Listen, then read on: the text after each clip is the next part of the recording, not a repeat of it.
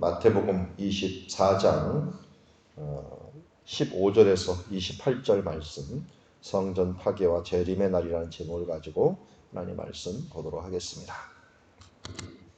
한 절씩 교독합니다.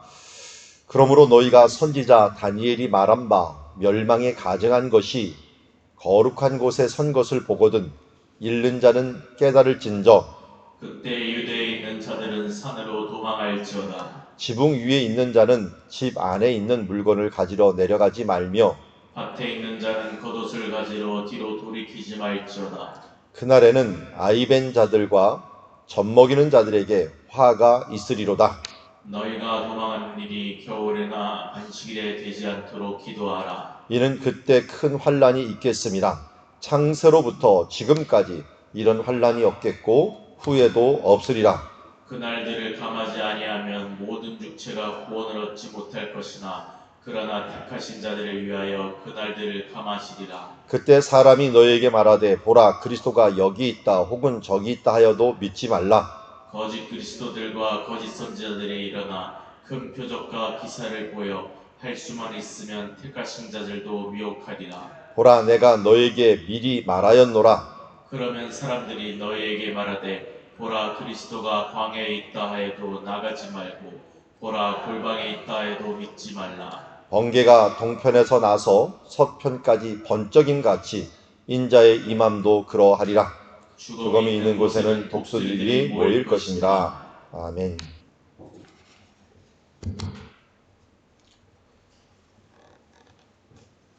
마태복음 24장은 심판에 대한 부분들을 예수님께서 감람산에서 예루살렘을 바라보면서 하신 말씀입니다.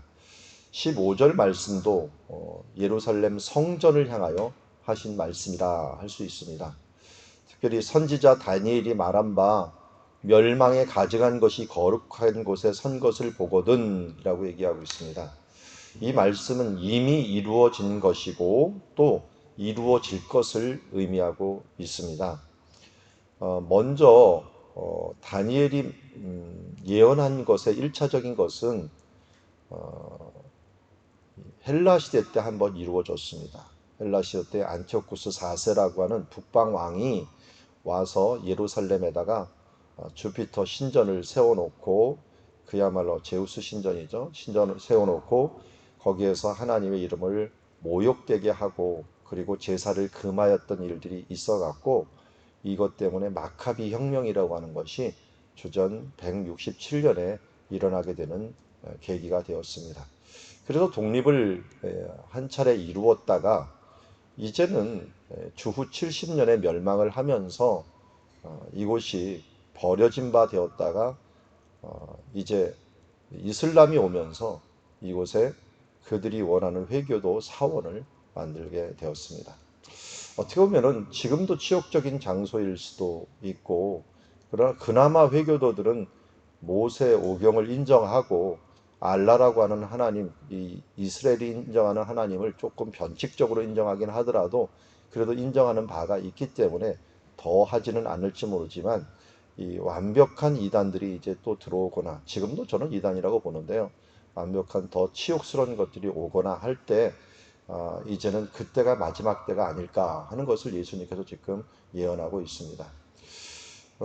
이때 16절에 보니까 그때 유대에 있는 자들은 산으로 도망할지어다 라고 얘기하고 있습니다. 이때는 주후 67년경을 의미하는 것 같습니다. 67년경에 로마가 침략을 할 때 열심당들이 어떻게 보면은 성전을 장악을 합니다. 장악을 해서 정말 만행을 저지릅니다. 제사장들도 죽이고 또 성전에 있는 물건들로 약탈하고 이렇게 하면서 이런 부분들이 또 두 번째 멸망에 가져간 것이라고 추정을 할 수가 있어요. 예수님이 1차적으로 바라본 것이죠. 이제는 예수님이 바라본, 다니엘이 말한 것들을 1차적으로 이뤘다면 예수님이 1차적으로 이룬 것은 여기 보니까 성전 멸망에 대한 부분들을 이야기하고 있습니다. 그럴 때 그러면 기독교인들은 어떻게 할까? 열심당이 장악을 하고 로마가 쳐들어오면 어떻게 할 것인가 할 때는 산으로 도망하라 라고 합니다.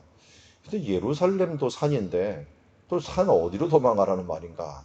이스라엘은 워낙 산이 많은데 한마디로 은신처를 찾아서 가라는 거예요. 어, 예루살렘 공동체였던 기독교인들은 이 당시에 펠라라고 하는 지역에 아, 요단강 건너편 산 쪽으로 이동을 했습니다. 그래서 그곳으로 이 말씀에 따라서 이동했다라고 하는데, 이 부분들은 어떻게 보면 문자적인 부분들보다는 숨으라는 거죠. 이런 곳에 숨으라라고 하는 뜻을 가지고 있고요. 유대가 멸망할 때, 예루살렘이 멸망할 때 실제적으로 예루살렘에 있었던 바리새인들, 또 그 외에 사두개인들, 이런 제사장 계열들, 이런 사람들이요 열심당이 장악을 하면서 도망을 갑니다. 도망을 가서 동굴들에 많이 은신해 살았어요. 특별히 그들이 성경을 귀한 것으로 여기고 그들의 율법서, 전통서, 이런 것들, 기도문, 이런 것들을 굉장히 소중한 것으로 여겼기 때문에 이것을 가지고 이것저것 숨겨놓게 됩니다. 이 숨겨놓은 게 일명 쿰란사본이라고 부릅니다. 쿰란사본이 성경만 있는 게 아니라 이때 있는 사람들이 각 종파별로 도망을 간 거예요. 그래서 이 한 동굴에 어떨 때는 바리새파 글도 있고 사두개파 글도 있고 쿰란 공동체 글들도 있고 하면서 이 글들이 한 동굴에 그냥 도서관처럼 쌓여 있는 그런 것들이 발견되기도 해요. 이때는 분명히 이런 도망의 일들이 있었을 때 일어난 일이다 하는 것들을 우리가 알 수가 있습니다.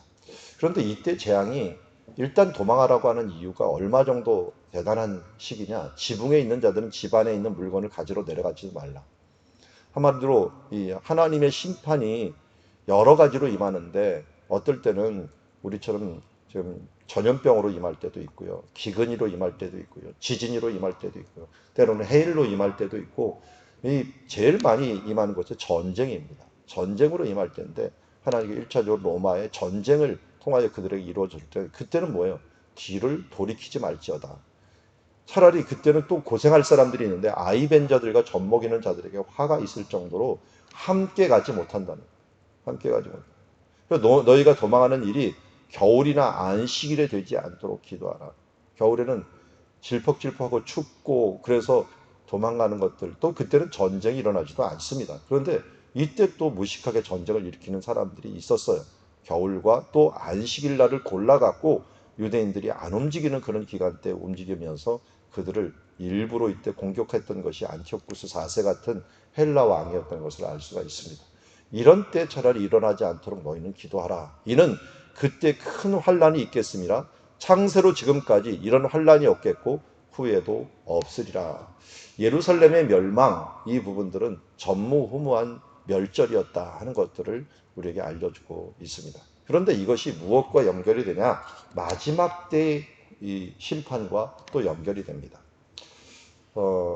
여러분들 혹시 고속도로 타고 이렇게 가다 보면은, 저 고속도로가 높은 곳에 위치해 있다면 첩첩상전이라는 산이 보일 때가 있어요. 첩첩산 중에서 잘 보면 희미하게 보이지만 산들이 거리감은 있는데 평면으로 보면 하나인데 이 색깔이 조금씩 흐려지죠. 그러면 더 멀리 있는 거예요. 여기서 예수님께서 바라볼 때는 같은 것처럼 묘사를 했지만 잘 보면 국면이 전화예요. 22절은 그날에 하면서 또 다시 한 단계 더 넘어서 있을 일들을 얘기하고 있는 부분들을 말하고 있습니다. 마지막 지평선 같은 그런 일들을 이야기하고 있는데, 그때는 이런 일들이 많이 일어날까? 그 날들을 감하지 아니하면 모든 육체가 구원을 얻지 못할 것이나 그러나 택하신 자들을 위하여 그날을 감하시라 하면서, 그때 사람이 너에게 말하되 보라 그리스도가 여기 있다 혹은 저기 있다 하여도 믿지 말라. 이제는 예루살렘을 넘어갔고 온 세계적으로 심판이 올 때는 사람들이 나타나서 그리스도가 드디어 나타났다, 여기 있다 혹은 저기 있다 하는 말을 한다는 거예요. 근데 예수님은 지금 24장에 와서 계속 강조하는 말씀들이 있어요. 미혹되지 말라. 미혹하리라. 미혹하리라. 그런데 이번에는 이들이 나타나면 미혹하는 거잖아요. 이런 믿지 말라라는 말로 또다시 얘기를 합니다. 이런 자들을 믿지 말라. 거짓 그리스도인들, 거짓 선지자들이 일어나 큰 표적과 기사를 보여 할 수만 있으면 택하신 자들도 미혹하리라. 또 미혹하리라고 여기를 얘기하고 있어요. 여러분, 여기에 보면은 거짓 선지자들과 거짓 그리스도가 행하는 일이 뭐라고요? 표적과 기사를 보인다는 거예요. 만민중앙교회 이재록이죠. 지금은 깜빵에 가 있는데 이 사람이 이스라엘에 한 번 온 적이 있어요. 이스라엘에서 있는 녹화를 저한테 보여주는데 병자를 막 일으키는 거예요. 거기서. 저는 거짓말 같지는 않아요. 병자를 막 고치고 막 병들었던 사람도 일어나고 하는 일들이 진짜 일어나요. 그럼 착각하지 마십시오. 하나님만 능력이 있는 게 아니라 사탄도 일시적인 능력이 있어요. 그래서 이걸 합니다. 큰 표적과 기사를 보여 알려줍니다. 우리는 열매를 보며 아는 거지 그 당시의 그 현상을 보면서 아는 게 아니에요. 예수님의 초점도 마찬가지예요. 예수님의 초점은 천국 복음을 전파하고 그들의 영혼이 예수 그리스도 죄와 사망의 법에서 해방되기를 원했던 거예요. 그래서 예수님이 오신 목적을 나사렛에서 이사야서를 채용해서 이렇게 얘기했지 않습니까? 가난한 자에게 복음이 전파되고 포로된 자에게 자유를, 눈먼 자가 눈을 뜨게 함을, 그리고 이 눌린 자가 자유케 됨을. 이 부분들이 병만을 이야기합니다. 물론 육체적인 병들도 포함을 합니다. 그러나 예수님은 육과 영의 모든 것을 포함하는 것을 의미하고 있죠. 그래서 더 많은 초점이 어떻게 되어 있습니까? 죄와 사망의 범에 있었던 것을 우리가 자유케 되는 이런 부분들을 통하여 때로는 사도 바울은 육체의 자기 병을 가지고서 끝까지 살아갈 수밖에 없는 육체의 가시를 가지고 살아갈 수밖에 없었지만 그러나 그가 예수 안에서 자유롭지 않았다? 이렇게는 말할 수 없는 것입니다. 오늘도 사탄들은 어떻게든지 표적과 기사를 보면서 우리에게 많은 유혹을 하고 있고 그런 것들에 우리는 속아 넣어줘야 됩니다. 신천지에 기적이 없다? 뭐 다른 지역에는 이런 것이 없다? 그런 거 아니에요. 사탄도 능력이 있습니다. 그러나 이런 달콤한 표적과 기사에 속지 마셔야 됩니다. 이거는 미혹하리라 라고 말하고 있어요. 귀신들도 무당들도 이런 일들을 하고 있으니까요. 25절에 보니까 보라 내가 너에게 미리 말하였노라. 그러면 사람들이 너에게 말하되 보라 그리스도가 광야에 있다 해도 나가지 말고 보라 골방에 있다 해도 믿지 말라. 여러분 이 앞에 있는 것을 또 반복하죠. 믿지 말라고 하는 부분들 계속 반복입니다. 여기 있다 저기 있다 하지 믿지 말고 표적과 기사가 행하여도 미혹되지 말고 또 이 광야에 있다 또 골방에 있다 해도 믿지 말라라고 얘기합니다. 그들을 밖으로 끌어들이던 안에서 있어갖고 조정을 하던 또 믿지 말라. 여기서 반복이 믿지 말라 미혹하리라 믿지 말라 계속적으로 반복. 그러니까 이거는 반대로 뭡니까? 말세가 되면 정말 많은 사람들이 미혹이 된다는 거예요. 정말 많은 사람들이 바로 이 그들을 믿고 따를 수밖에 없는 상황들이 일어난다는 거예요. 그런데 마지막 때 우리는 그리스도라고 하는 존재는 분명히 이렇게 오신다는 것. 또 승천하실 때도 말씀하시긴 했죠. 내가 너희가 들려 올려감을 본 그대로 오실 것이라고 얘기했지만 그건 천사가 한 말이고 예수님께서도 직접 하십니다. 번개가 동편에 나서 서편까지 번쩍임 같이 인자의 임함도 그러하리라. 예수님이 오시는 급작스럽게 우리 가운데 오시겠다고 말씀합니다. 그러면서 죽음이 있는 곳에는 독수리들이 모일 것이다. 그럼 죽음이 있는 곳 독수리들이 모이는 것들은 독수리가 이렇게 그냥 앉아있는 모습이 아니고요. 위에서 빙빙 도는 모습이에요. 빙빙 돌면서 이제 죽음을 향하여 순식간에 달려드는 모습인데 전조 증상이 있다는 것입니다. 예수님도 지금 앞에 계속 얘기한 게 뭡니까?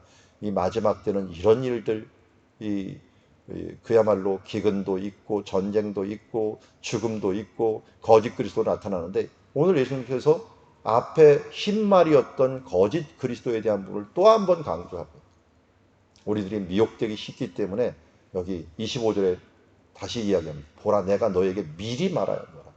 이런 일이 분명히 있을 것이다. 그러기에 우리는 무엇을 기준으로 항상 삼아야 됩니까?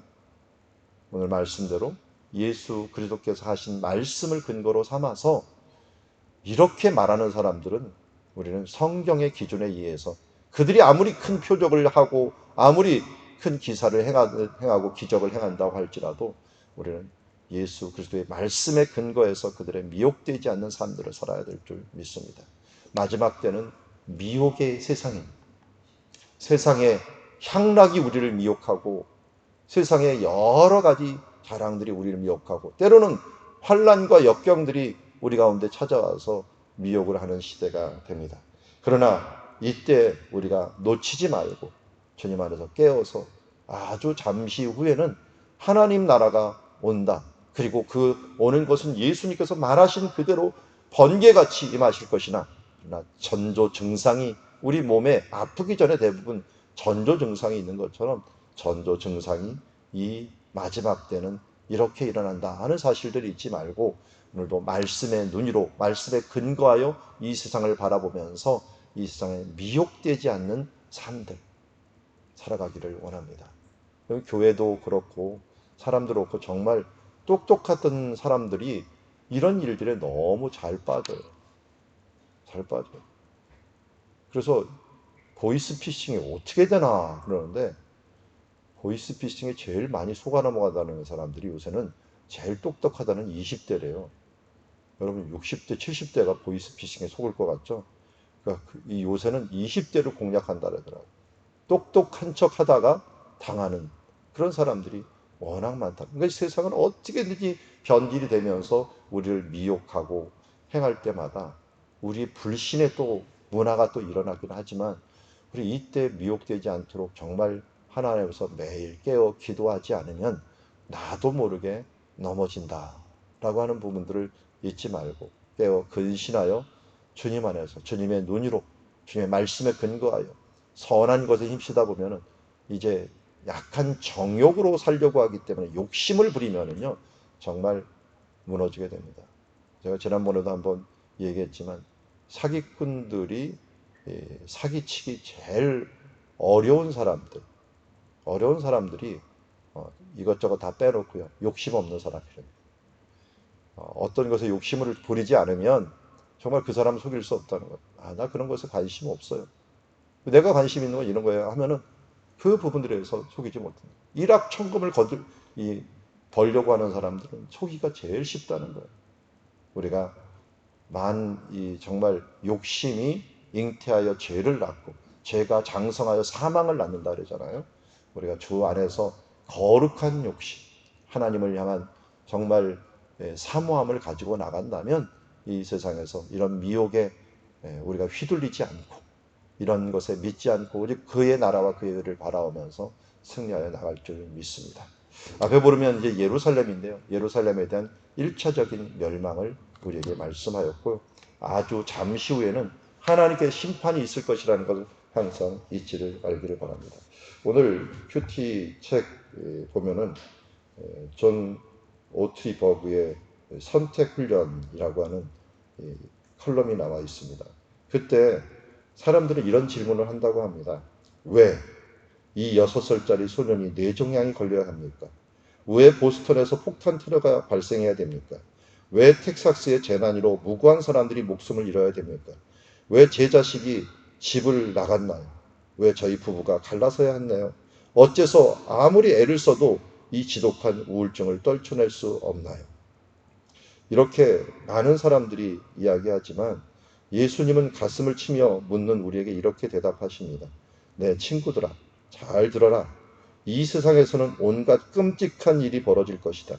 질병, 굶주림, 전쟁, 미움, 불의, 배신, 학대, 폭력 등 너희에게는 긴 시간처럼 보이겠지만 영혼의 관점에서는 아주 잠깐에 불과해요.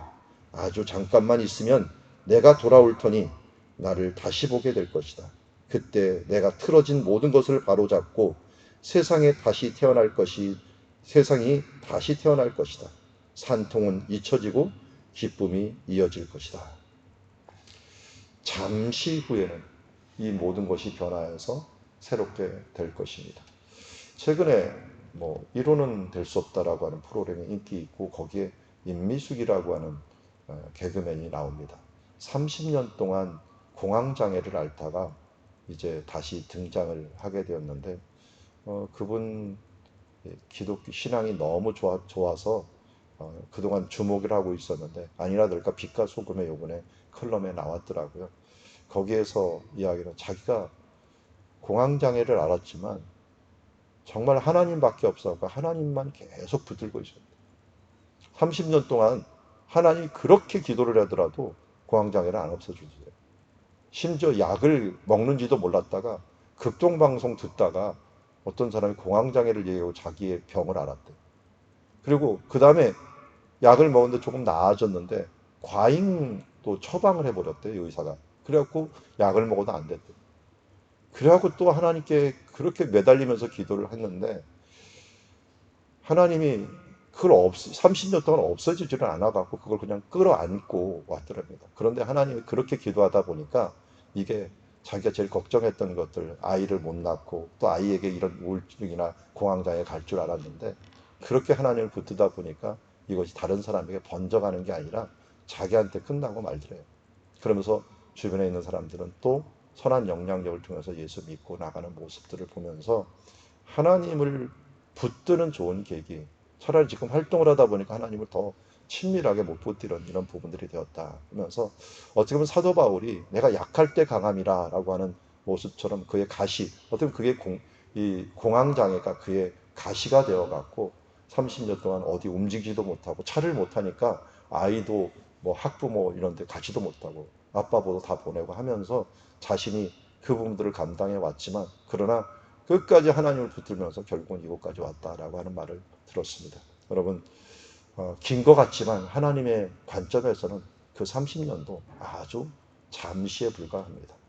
우리가 이 땅에서 잠시 후에 있을 심판에 대한 모습을 생각하면서 이 땅에 미혹되지 말고 그의 나라와 의를 바라보면서 끝까지 예수님밖에 없습니다라고 하는 그 마음으로 승리하는 주의 자녀들이 되기를 주의 이름으로 축원합니다.